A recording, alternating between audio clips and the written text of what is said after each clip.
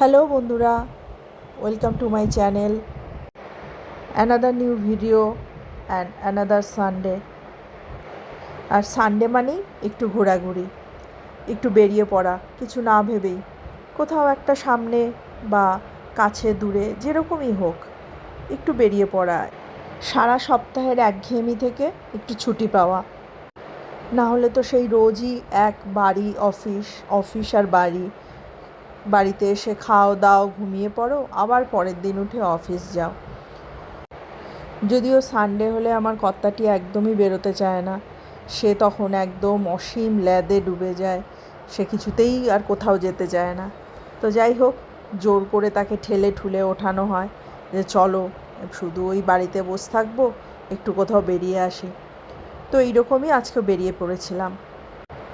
আজ গেছিলাম দিল্লির একটু সাউথে, চিত্তরঞ্জন পার্কে।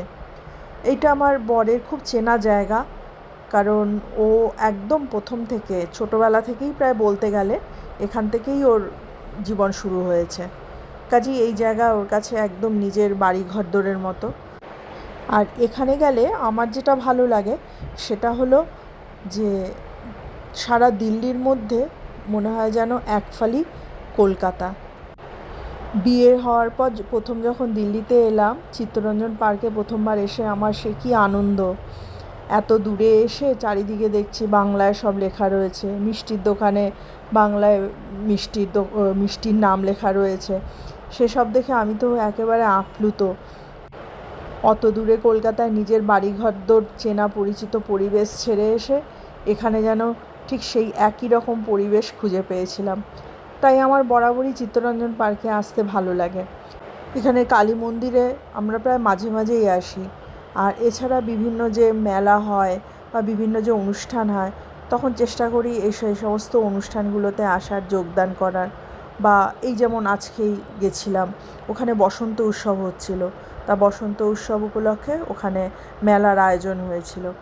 আর যে স্টল যারা দিয়েছিলেন তারা প্রত্যেকে কলকাতা থেকে এসেছিলেন। এইখানে আমি কিছু আতর দেখলাম, খুব সুন্দর ভালো গন্ধ, এবং আমি একটি আতর এখান থেকে নিয়েছি। আমার খুব ভাল লাগলো ওনাদের কালেকশান। তো এরমভাবে বিভিন্ন রকমের স্টল ছিল, জামা কাপড় থেকে শুরু করে খাবারের দোকান, সমস্তটাই কিন্তু কলকাতা থেকে সমস্ত লোকজন এসেছিল, এখানে বাঙালিরা স্টল দিয়েছিল। আসলে আমরা যারা বাংলার বাইরে থাকি না, তারা বাংলার যে সমস্ত জিনিস সেগুলো তো আমাদের মন টানে, কিন্তু আমরা সহজে সেগুলো কাছে পাই না। সেগুলো নেওয়ার জন্য আমাদের কলকাতায় যেতে হবে বা বেঙ্গলে যেতে হবে। তাই যখন সমস্ত জিনিস এক জায়গায় একটা মেলা গ্রাউন্ডে আমরা যখন পাই, তখন স্বাভাবিকভাবেই আমরা যারা বাংলার বাইরে থাকি তাদের কাছে কিন্তু এটা বিশাল সুযোগ সেই জিনিসগুলোকে সংগ্রহ করা। শুধু কি তাই, প্রবাসে থেকে এই যে এতগুলো বাঙালি মানুষদের সঙ্গে কথাবার্তা বলতে পারছি, তাদের সঙ্গে ভাবের আদান প্রদান করতে পারছি, তো সত্যি কথা বলতে তখন মনে হয় না যে আমি বাংলার বাইরে আছি, মনে হয় যেন আমি এক টুকরো বাংলার মধ্যেই রয়েছি। এবং সবচেয়ে বড় কথা, এখানে যারা এসেছেন তারা এমন সুন্দর সুন্দর সব জিনিস নিয়ে এসেছেন যেগুলো কিনা আমাদের পক্ষে এই দূরে থেকে, বাংলার থেকে দূরে থেকে সেগুলো পাওয়া প্রায় অসম্ভব। তো দেখতেও ভালো লাগে, যে গর্বও হয় যে আমাদের বাংলার এত সুন্দর সুন্দর হস্তশিল্প, এত ক্রিয়েটিভিটি, সেগুলো আমরা এখানে এত দূরে, বাংলা থেকে এত দূরে থেকে আমরা সেগুলো সংগ্রহ করতে পারছি। এখানে যেমন এই স্টলটায় এত সুন্দর সব মূর্তি ছিল, আর কি সুন্দর লাইটের স্ট্যান্ড ছিল, অভিনবত্ব দেখে সত্যি কথা বলতে চোখ জুড়িয়ে যায়। আমার তো আবার ভালো জিনিস দেখলেই মনে হয় এটা কিনি ওটা কিনি, কিন্তু তা বললে তো হবে না, বাজেটের কথাও তো ভাবতে হবে।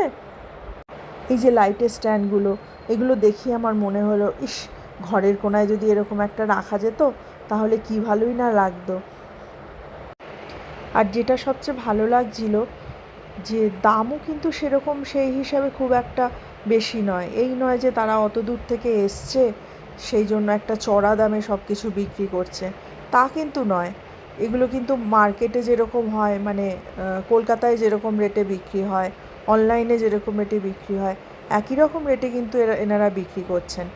এইটা একটা আমার খুব ভালো লেগেছে। এই নয় যে মেলাতে এসছি তাই আমাদের যা ইচ্ছা তাই দাম বলবে আর কাস্টমার সেটা নেবে, তা কিন্তু একদমই নয়।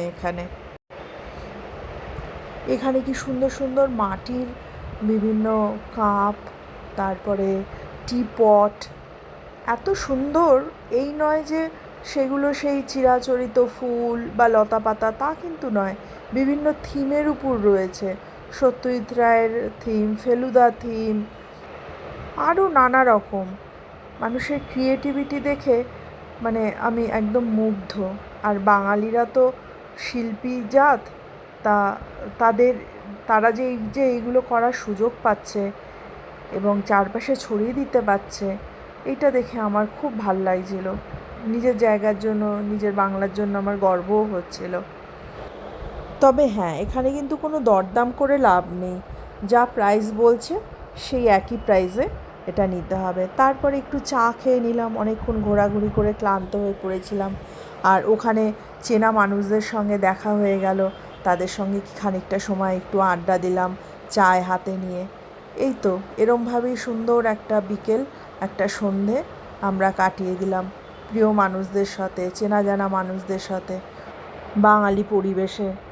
কিছু কিছু কেনাকাটাও করলাম, সেগুলো আমি বাড়িতে এসে আপনাদের ভিডিও করে তারপর দেখাচ্ছি। আপনারা দেখতে থাকুন কেমন।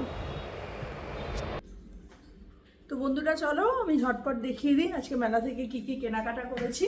এই চা নিয়ে নিয়েছি আর তোমাদের দেখিয়ে দিচ্ছি, 1 মিনিট। এইখানে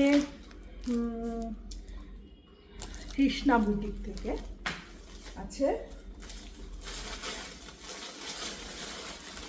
দুটো টি শার্ট, বাট টি শার্টগুলো কেমন সেটা দেখালে বুঝতে পারবে। প্রথম টি শার্টটা হচ্ছে এইটা, কি লেখা আছে, আলাদাই লেভেল, ঠিক আছে। এটা আমি আমার ছেলের কথা ভেবে কিনেছি, দেখা যাক ওর পছন্দ হয় কিনা। আর দ্বিতীয়টা হচ্ছে কি লেখা আছে, কাউকে তেল মারি না। এটা একদম আমার মনের কথা, লেখাটা দেখে আমার খুব পছন্দ হলো, তাই আমি এটা কিনে নিয়েছি। এই হচ্ছে দুটো টি শার্ট কিনেছি। আর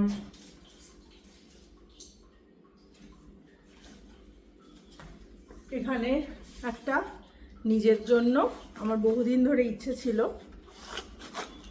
একটু ভালো আতর, আর বিশেষ করে এই প্যাকিংটা দেখে তো আমার একেবারে দারুণ লেগেছে, কি কিউট দেখতে প্যাকিংটা। এইটা হচ্ছে আতর, ভীষণ ভীষণ সুন্দর গন্ধ আতরটার, দারুণ।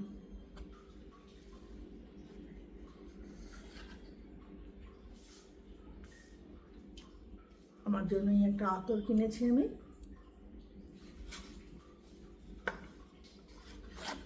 আর একটা জিনিস আমার জন্য কিনেছি, আমি বহুদিন ধরে খোঁজাখুঁজি করছিলাম, ঠিক মতো পাচ্ছিলাম না। আসলে কলকাতায় যাওয়া হয় না তো সেইভাবে, কলকাতায় গেলেও সেভাবে মার্কেটিং হয়তো কোনো সময় করা হয়ে ওঠে না। তাই এই একটা জিনিস আমার খুব, অনেক জায়গায় দেখতাম অনলাইনে কিন্তু ঠিক মতো পেতাম না, সেটা হলো এই যে গামছা ড্রেস। এটা হচ্ছে ধুতি,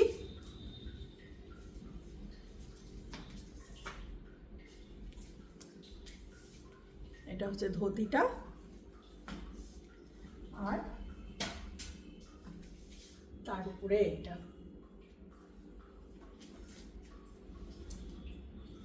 আমি পরে ছবি দেবো এখন ভিডিওতে। তো এই সামান্য আজকে কেনাকাটা করেছি, তবে হ্যাঁ পছন্দসই, প্রত্যেকটা জিনিসই আমার পছন্দ মতন, সেই নিয়ে আমার কোনো ই নেই। এই দুটো, এটা কাফতান মতন, এখানে সেলাই করা আছে, এই নয় যে এত বড় এরকম মোটা লাগবে আমাকে দেখতে। আর বিশেষ করে এই যে এই ড্রয়িংটা করা রয়েছে, এটাও আমার ভীষণ ভালো লেগেছে। এই কোনাগুলো এরকম দুদিকে এরকম কোনাটা এরকম করা। আই থিঙ্ক ভাল লাগবে আমাকে দেখতে দুটো যখন পরবো, ছবি দেবো ভিডিওতে। তো আজকে এইটুকুই থাক, পরের ভিডিওতে আবার দেখা হবে, কেমন? টাটা।